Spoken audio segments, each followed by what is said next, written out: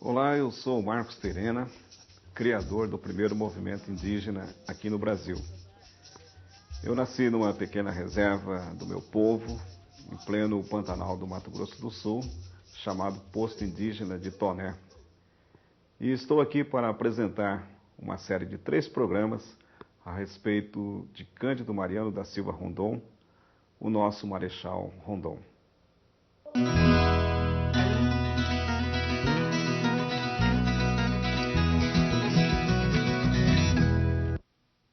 Neste primeiro programa vamos falar sobre Rondon, suas origens desde Mimoso, no Pantanal do Mato Grosso, até o seu ingresso no Exército Brasileiro, o pensamento positivista e as expedições pelo interior do Brasil.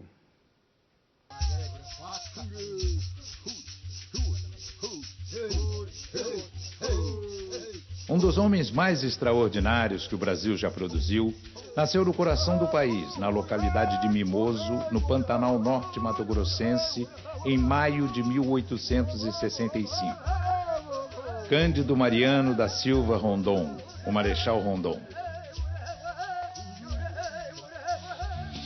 Cândido Mariano da Silva Rondon, brasileiro, único. Certamente nenhum brasileiro tenha feito tanto pelo Brasil quanto o Marechal Rondon. É também um dos vultos contemporâneos de nossa história mais lembrados e discutidos através de livros, teses acadêmicas e trabalhos audiovisuais. Apesar disso, Rondon permanece pouco conhecido pelas novas gerações de brasileiros. Com 93 anos de idade, Rondon morreu no Rio de Janeiro em 1958, deixando uma obra monumental em várias áreas fundamentais para a formação da nação brasileira. Ele morreu de mão na minha mão. Eu senti as veias do Rondon velho pulsarem e enfraquecerem na minha mão, mão na mão. E ele morreu dizendo as diretivas positivistas: os vivos são cada vez mais dirigidos pelos mortos. Ele morreu dizendo as diretivas do catecismo positivista. O túmulo dele está lá com a máxima sagrada do positivismo. O amor por princípio, a ordem por base, o progresso por fim.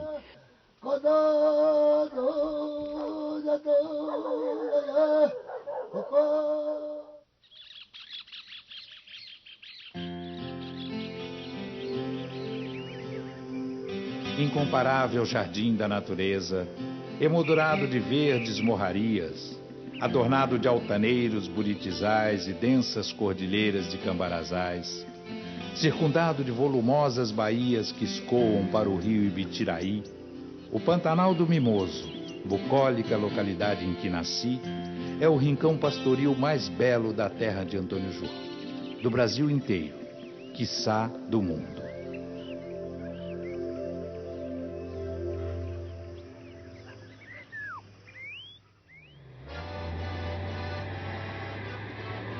Nossa jornada se inicia exatamente na terra natal de Rondon, em Mimoso, onde fomos recebidos pelo casal Carlos Reiners e Nercina Silva, professores responsáveis pela Escola Santa Claudina, construída pelo Marechal em 1948. Quantas visitas ele fez aqui, depois que inaugurou a escola? Ele nunca deixava de vir aqui, né? E o nome da escola é Claudina, em homenagem à mãe dele. Rondon, ele morou aqui até quando tinha 7 anos de idade. Onde construiu a escola, era a casa do pai dele, onde ele nasceu, né? O povo daqui. Nossos anfitriões nos levaram a um casal de descendentes de Rondon que ainda vivem em Mimoso. Minha mãe, que era... não sei se era sobrinha também. Da mãe do Cândido Mariano. Era sobrinha. É, sobrinha. Meu avô chamava João Mariano. Era irmão do Cândido Mariano velho, pai do Cândido Mariano. Mais novo. Mais novo.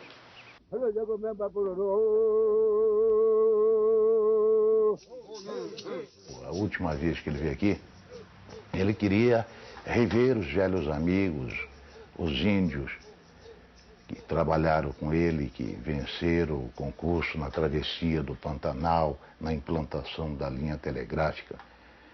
E dentre esses índios tinha um que ele dedicava muito afeto, muito amor, muito carinho, porque era o sangue dele, e passou 50 anos trabalhando com ele. Esse índio chamava-se Oarine Ecureu, e o apelido era Cadete. E o Rondon queria vê-lo pela última vez, sabendo que a morte estava se aproximando, e o SPI naquela época mandou reunir os bororos do Rio São Lourenço, do Corgo Grande e outros postos indígenas e levar até Mimoso. E Cadete disse a ele: ô Rondon, você tá velho, muito velho, vem pra cá, acaba de envelhecer aqui, morre conosco, só Bororo tem competência para enterrar você, Rondon, vem pra cá, que nós é que podemos enterrar você. Vamos fazer o seu funeral maior Bacururu, que é o funeral Bororo. E o Rondon pacientemente explicava para ele: Cadete, eu não posso. Nós convivemos juntos 50 anos, mas a minha família está no Rio de Janeiro, todos estão enterrados lá. E um dia estava eu no Rio, dirigi o Museu do Índio, quando o Rondon me chama à casa dele e mostra o telegrama. O Cadete é que tinha morrido. E era o telegrama para ele ir, ele devia ir como um bororo, todos os bororos tinham que ir, assistir o cerimonial fúnebre do Cadete. Então ele disse: não, Darcy, vai você, eu não posso, nessa idade, eu não posso ir lá participar disso. Vai, filma tudo e traz para eu ver. Então o Rondon gravou um texto lindíssimo em Bororo, que era mais ou menos assim: vejam, olhem para ele, ele é fulano, olhem bem para ele, ele está olhando para vocês, é com meus olhos, eu estou olhando para vocês. Olhem o ouvido dele, estão vendo a orelha dele? Ele é minha orelha, ele está ouvindo, é o meu ouvido que está ouvindo. A boca, olhem para a boca dele, ele vai falar, sou eu que estou falando para vocês. Ele deve ir aí, eu estou muito fraco, não posso ir ao cerimônio do Cadete, ele está aí. Olhem bem para ele, sou eu. Acho que isso o vovô nos ensinou sempre desde pequenas, ele que tinha uma origem bororo, terena, esse amor pelo povo indígena, né? Pelos povos indígenas, esse respeito que ele teve por todos os povos ao longo do seu percurso da linha telegráfica, a grande preocupação que ele tinha de conhecer esses povos, de respeitar as culturas, de defender esses povos. Desde cedo, Rondon procurava superar os desafios que se apresentavam em sua vida. Menino pobre, saído do Pantanal mato-grossense, criado pelo tio, foi aos 8 anos estudar em Cuiabá e de lá, com obstinação, conseguiu ser admitido na Escola Militar do Rio de Janeiro. Marechal Rondon, ele foi um soldado a vida inteira. Mas cumprindo a missão de soldado e mercê das qualidades, mercê da sua personalidade muito singular, ele passou além da tarefa militar, das missões que lhe eram impostas pelos regulamentos militares, pelas ordens militares, e se transformou num dos brasileiros mais ilustres do século passado. Ele era um sujeito profundamente legalista, tinha um respeito quase religioso pela lei e pelas instituições nacionais. E Rondon era um positivista ortodoxo, porque era membro aqui da igreja. Positivista ortodoxo era aquele que aceitava em sua totalidade a doutrina de Augusto Comte. Ele foi iniciado no positivismo por Benjamin Constant Botelho de Magalhães, fundador da República Brasileira, nos tempos em que Rondon foi aluno de Benjamin Constant na escola militar. Apesar de nunca ter feito conferência aqui, ele não deixava de assistir. Ele sempre assistia às conferências. Ele vinha, sentava mais para o fundo da nave da igreja, modestamente, aqui do lado da direita. E era um membro da igreja que assíduo à frequência da igreja. Rondon, estudioso e esforçado, elegeu como ídolos e modelos a serem seguidos alguns vultos da nossa história. Entre eles, Marechal Floriano, José Bonifácio, Benjamin Constant e Gomes Carneiro. Este último nomeia Rondon, ainda como alferes aluno, seu ajudante na comissão das linhas telegráficas em 1889. Em 1890, Rondon, com apenas 25 anos, já é segundo-tenente, com o título de engenheiro militar e o diploma de bacharel em matemática e ciências físicas e naturais.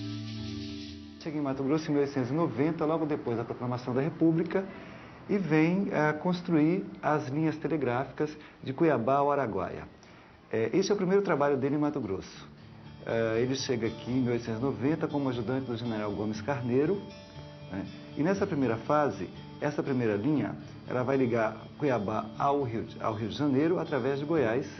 Esta linha tem cerca de 500 quilômetros, né? E isso aqui é feito em um ano. E durante 8 anos ele vai ser encarregado pelo governo federal de reconstruir essas linhas e construir uma estrada que ligasse a Mato Grosso a Goiás e de Goiás ao Rio de Janeiro. Em 1900 ele é chamado ao Rio de Janeiro e é contratado para fazer aquilo que parecia impossível, que é a construção das linhas telegráficas de Cuiabá até a fronteira do Brasil com o Paraguai e com a Bolívia. Várias tentativas já tinham sido feitas no sentido de construir essa linha e todas tinham fracassado. Em 1906 ele conclui esse trabalho e em 1907 ele é convidado para a construção das linhas telegráficas do Mato Grosso ao Amazonas. Em 8 anos, entre 1907 e 1915, Rondon inaugurou 25 estações telegráficas e construiu 2.268 quilômetros de linhas, das quais 1.500 em terras desconhecidas. Catalogou cerca de 24 mil exemplares de botânica, zoologia, mineralogia e geologia. Determinou mais de 200 coordenadas geográficas e travou contato com 65 tribos indígenas. Este contato com os povos indígenas faz com que Rondon crie os alicerces necessários para a implantação de uma política indigenista oficial. O progresso deveria respeitar os povos indígenas e seu habitat natural, com seus costumes e tradições. Rondon passa então a ser o mais árduo defensor dos direitos dos povos indígenas. Rondon tinha consciência da importância de sua obra para a posteridade. Nesse sentido, ele se preocupou em registrar de todas as maneiras possíveis e impossíveis o resultado de suas expedições. Ele sempre se fez acompanhar de fotógrafos e cinegrafistas que deixaram um acervo monumental e avançado para a época. O Major Tomás Reis, componente da equipe de Rondon, foi na verdade um cineasta pioneiro, incumbido que foi de registrar para o cinema as expedições do Marechal, com equipamentos de última geração adquiridos na Europa. Os filmes da Comissão Rondon chegaram mesmo a ser exibidos nas salas de cinema com grande sucesso comercial, que contribuiu para arrecadar fundos para novas expedições. Ele foi capaz de perceber que a fotografia e o cinema dariam visibilidade à sua obra. Essa visão mercadológica de Rondon fez com que seu trabalho corresse mundo, o que levou o ex-presidente americano e naturalista Theodore Roosevelt a procurá-lo para realizar uma expedição que ficou conhecida como Expedição Roosevelt-Rondon.